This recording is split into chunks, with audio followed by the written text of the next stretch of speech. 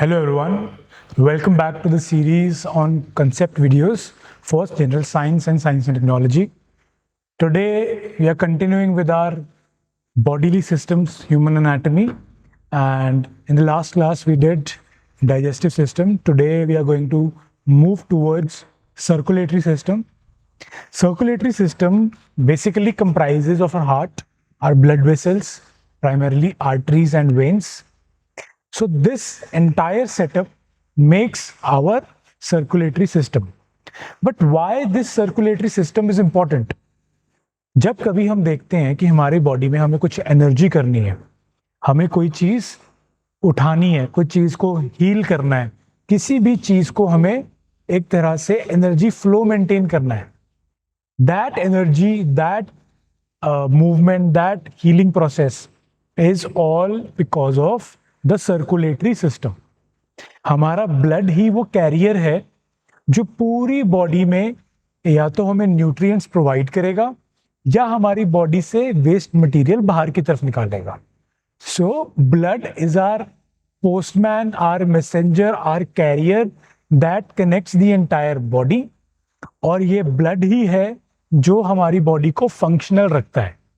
जैसे for example एक car है, कार के अंदर डिफरेंट पार्ट्स हैं, असेंबल कर दिए, बट डिफरेंट पार्ट्स किसी चीज से कनेक्टेड है. अगर वो ईवी कार है तो वो इलेक्ट्रिसिटी से कनेक्टेड है. So that electricity is blood for human bodies.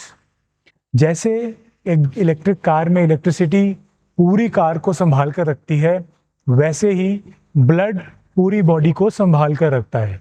Blood is not just a liquid, it is rather a connective tissue. तो जब हम टिश्यूज पढ़ रहे थे, we read that blood is a very special connective tissue जो हमारी पूरी body के अंदर रन करता है. ठीक है, so let's start with circulatory system now. Circulatory system comprises of our heart, our blood vessels, as well as a small contribution, rather not a small, a major contribution by lungs as well. So these are two interlinked, your circulatory system, your respiratory system. आप सांस लेते हैं और आपका दिल पूरी body में blood pump करता है, ये दोनों पैरेलली चलने वाले सिस्टम्स हैं. लेकिन पहले आज हम करेंगे circulatory system and in the next video we will cover respiratory system. चलो, coming to circulatory system, You are seeing at a diagram जिसमें आपके सामने हार्ट है, नीचे ब्लड वेसल्स हैं, ऊपर लंग्स हैं. ये डायग्राम शायद आप बनाने में थोड़ा डिफिकल्ट होगा आपको. उसके लिए मैं आपको एक सिंपल डायग्राम सिखाता हूं. सपोज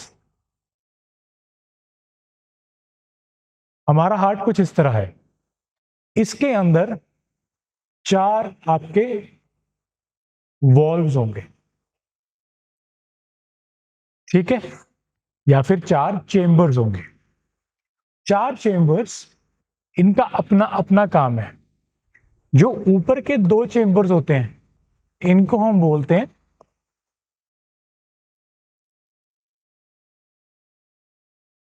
एट्रियल्स या एट्रियम्स.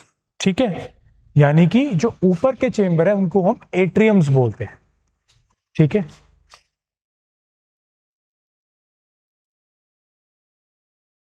जो 2 नीचे के चेंबर्स हैं इनको हम बोलते हैं वेंट्रिकल्स. तो लुक एट दिस हार्ट, ये आपका हार्ट है, तो ये आपका हो जाएगा राइट एट्रियम, राइट वेंट्रियम. फिर ये आपका हो जाएगा left atrium and left ventricle. ठीक है, क्लियर है इतना? So this is basically how your heart is. ठीक है, बहुत बेसिक डायग्राम बनाया है, इतना इजी नहीं है, थोड़ा कॉम्प्लेक्स रहता है, बट फॉर आवर अंडरस्टैंडिंग.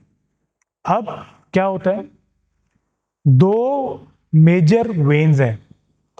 एक है इंफीरियर वीना कावा,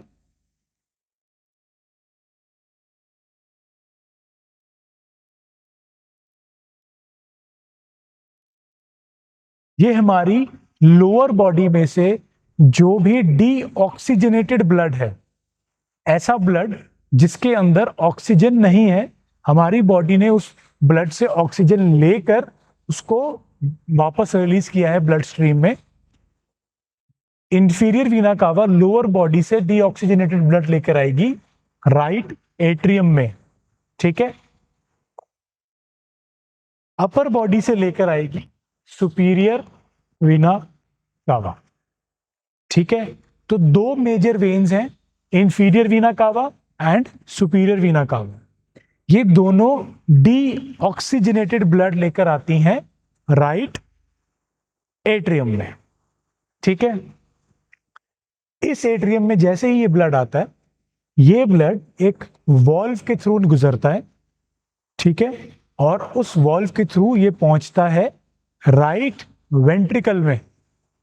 नीचे वाला जो पोर्शन है उसको हमने वेंट्रिकल बोला है। उस वेंट्रिकल में जब ये पहुंचेगा, यहां से ब्लड पंप होगा, इस साइड से यहां ब्लड पंप होगा और सीधा जा पहुंचेगा हमारे लंग्स के पास। लंग्स राइट में नहीं है, लंग्स ऊपर की तरफ होते हैं, बट रादर ऊपर भी नहीं होते, पीछे की तरफ होते हैं। बट फॉर डायग्रामेटिक पर्पसेस हम अभी इसको ऐसे समझ रहे हैं कि यहां से ये लेकर गया लंग्स के ऊपर, ठीक है।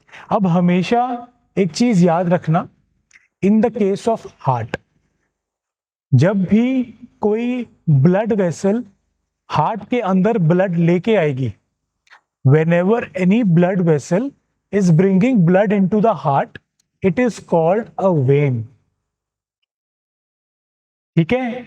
इंफीरियर वीना कावा ये वेन है, सुपीरियर वीना कावा ये भी वेन है। और जब कभी भी कोई ब्लड वेसल हार्ट से ब्लड बाहर लेकर जाएगी, that is known as artery, ठीक है। ये लॉजिक हमेशा याद रखना, ब्लड को हार्ट के अंदर लेकर आने वाली ब्लड वेसल है वेन, ब्लड को हार्ट के बाहर ले जाने वाली ब्लड वेसल है artery.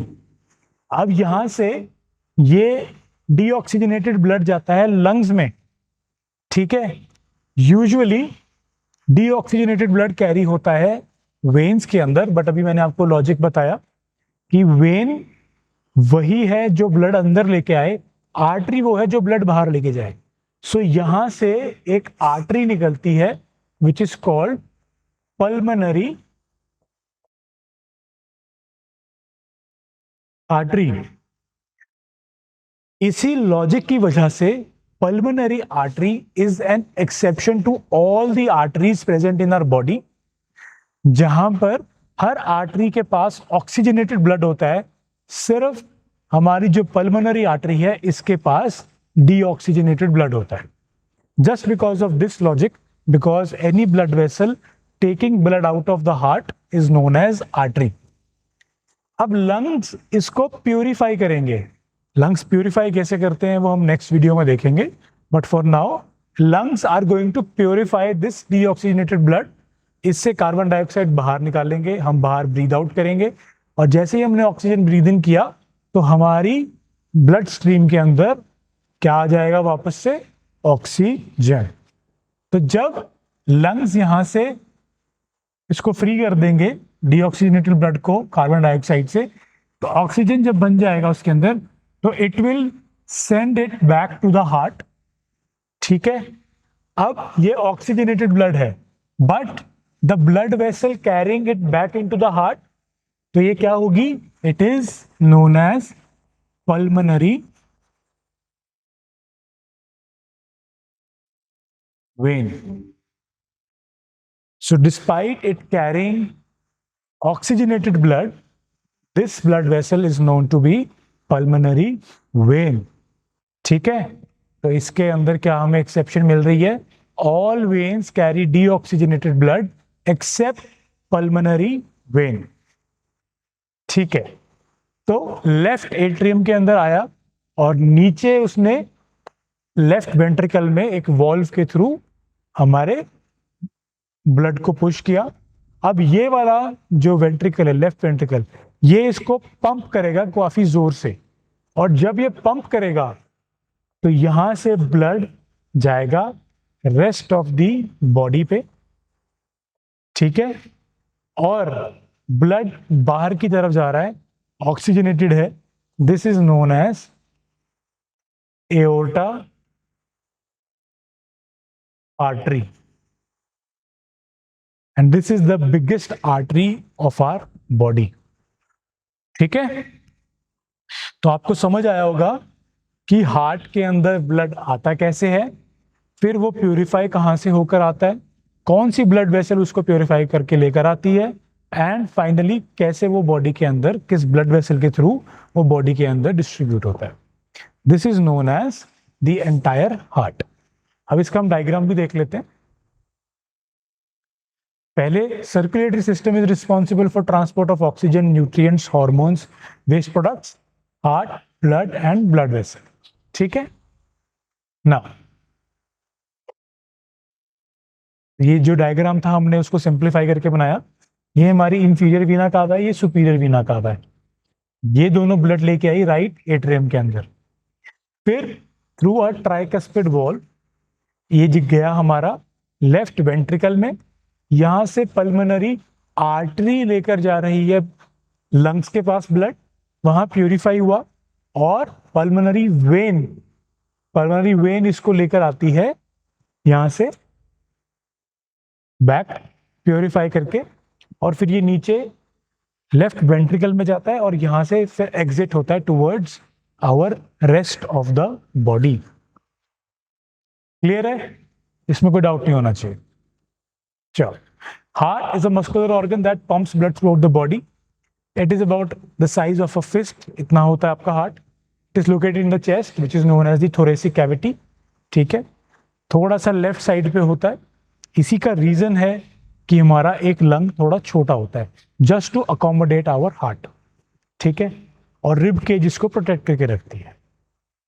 Now chambers of the heart ये हम सब कर चुके हैं already. Right atrium receives deoxygenated blood from the body. Right ventricle pumps deoxygenated blood to the lungs. Left atrium receives oxygenated blood from the lungs and left ventricle pumps oxygenated blood to the whole body. ठीक है, now atria मैंने आपको बताया था ये receiving chambers है, ventricles हमारे pumping chambers हैं.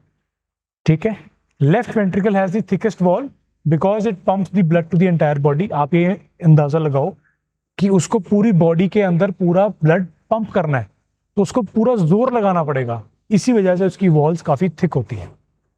ठीक, now walls of the heart. पहला है tricuspid between right atrium and right ventricle. bicuspid or mitral valve between left atrium and left ventricle. Then we have pulmonary valve, ये हमें पता है between right ventricle and pulmonary artery.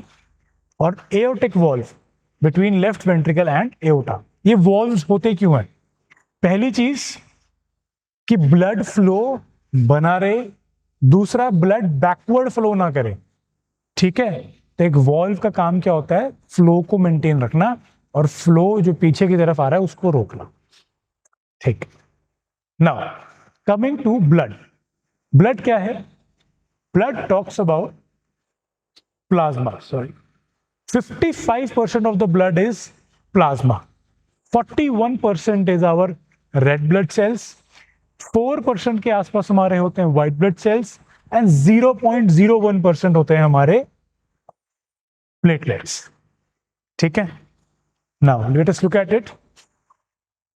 Plasma क्या है? It is a pale yellow fluid. क्या काम है इसका? It transports nutrients, hormones and wastes. Blood pressure maintain करके रखता है, ब्लड को एक वॉल्यूम देता है, और क्लॉटिंग में जो प्रोटीन है जैसे फिब्रोनोजेन इसके अंदर आपको मिलते हैं. आपको कंफ्यूज नहीं होना है, platelets are primarily responsible for clotting, but इसके अंदर ये फिब्रोनोजेन प्रेजेंट होता है. इसका यूज प्लेटलेट्स करते हैं. आगे चलते हैं. रेड ब्लड सेल्स हम सबको पता है लाइफ स्पैन क्या होता है इनका, 120 डेज का. ठीक है, हीमोग्लोबिन होता है. हीमोग्लोबिन क्या करता है? It attaches on to the oxygen, oxygen carry करता है, रेड कलर देता है ब्लड को ये. ठीक है, देन जो आपके रेड ब्लड सेल्स हैं ये बाइकॉन्केव होते हैं, और गैस एक्सचेंज जो भी हो रहा है हमारा बॉडी में वो रेड ब्लड सेल्स के थ्रू ही हो रहा है. ठीक है, अब जब ये ऑक्सीजन लेके जाते हैं तो उसको बोलते हैं oxy haemoglobin HbO2, but they also carry carbon dioxide. तो हमेशा याद रखना, we go by the common parlance, common हम ये समझते हैं कि हीमोग्लोबिन सिर्फ ऑक्सीजन कैरी करता है, ऐसा नहीं है। It also carries carbon dioxide in the form of carbamino haemoglobin HbCO2। ठीक है, तो दोनों को कैरी करने की कैपेसिटी होती है हीमोग्लोबिन की। आगे चलते हैं। हाँ, यहां पर मुझे आपको एक चीज बतानी थी। There is a special condition जहां पर आपका जो ये बाइकॉन्केव रेड ब्लड सेल है, ये एक सिकल सेल शेप ले लेता है। ठीक है, इस केस में सिकल सेल एनीमिया नाम का डिजीज होता है, जो काफी बड़ा प्रॉब्लम थी काफी साल पहले तक।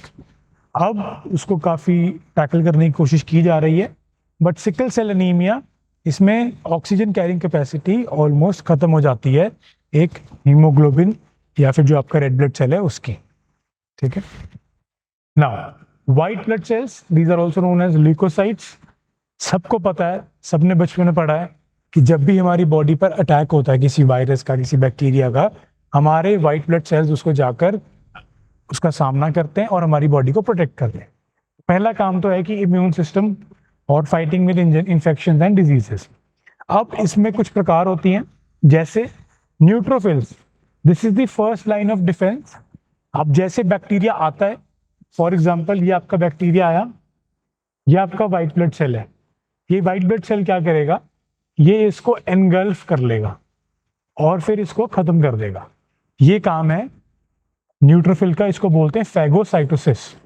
फिर eosinophils fights parasites and allergic reactions. Then basophils, ये हिस्टामिन रिलीज करते हैं जो इन्फ्लेमेशन और एलर्जीज में हमें हेल्प करता है। Then we have lymphocytes, it produces antibodies and provide immunity. Then we have monocytes, ठीक है, ये मैक्रोफेजेस और ये भी न्यूट्रोफिल्स की तरह फैगोसाइटोसिस करते हैं। ठीक है, आगे इनकी क्लासिफिकेशंस देखते हैं। बी सेल्स, ये एंटीबॉडीज प्रोड्यूस करते हैं। Then we have T cells, they destroy the infected cells. And natural killer cells, ये इन्फेक्टेड जो एरियाज होते हैं जहां पे वायरस और कैंसर सेल्स है उनको अटैक करते हैं। ठीक है, चलो moving ahead, we have platelets, which are also known as thrombocytes. These are small cell fragments, lack nucleus but contain granules. हमेशा याद रखना, platelets lack nucleus. Platelet normal count होता है 1,50,000 to 450,000। हम सबको पता है सॉरी, जब किसी को डेंगू होता है तो उसका प्लेटलेट ड्रॉप हो जाता है, कई बार तो 20,000 तक आ जाते हैं। ठीक है, तो उसके लिए फिर उनको प्लेटलेट्स चढ़ाए भी जाते हैं कई बार। देन लो काउंट होने पे क्या होता है, thrombocytopenia, risk of bleeding. And high count होने पे क्या होता है, ब्लड क्लॉट्स ज्यादा बन सकते हैं। देन लाइफ स्पैन कितनी होती है, 7 से 10 दिन, तभी प्लेटलेट्स ग्रो भी कर जाते हैं। ठीक है, it helps in blood clotting and prevents excessive bleeding. चलिए, now how a clot is formed. पहले आपको चोट लगेगी तो कोई ब्लड वेसल में इंजरी आएगी, प्लेटलेट्स उस इंजर्ड साइड से चिपक जाएंगे, उसके बाद वहां पर प्लेटलेट्स इकट्ठे होंगे और एक टेम्पररी प्लग, एक जोड़ बना देंगे वहां पे टेम्पररी के लिए। तब तक थ्रोम्बोप्लास्टिन जैसे केमिकल्स रिलीज होंगे। ये केमिकल्स क्या करेंगे, प्रोथ्रोम्बिन को थ्रोम्बिन बनाएंगे और जो प्लाज्मा में फिब्रिनोजेन पड़ा है उसको फाइब्रिन बनाएंगे। फाइब्रिन एक मैश बनाएगी, ऐसे